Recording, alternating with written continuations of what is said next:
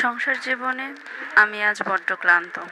ওরা আমায় কখনোই আপন ভাবেনি, কিন্তু আমি কি বোকা? তাদের সবসময় আপন ভেবে গেছি। আজ আমি একটু দেরিতে ঘুম থেকে উঠতে পারিনি, কতই না কথা শুনতে হয় আমাকে। সামান্য জিনিস নিয়ে কত কি শুনি আমি, অথচ আমার উপস্থিতিতে কতই না প্রশংসা। বুকের ভেতরটা খুব কষ্ট জমা আছে আজকাল। সে বাড়িতে থাকলে কত কি খাতির যত্ন আমার, কেন তারা আমায় আপন ভাবেনি? আমি তবে ভুল মানুষদের ভাবছি আপন?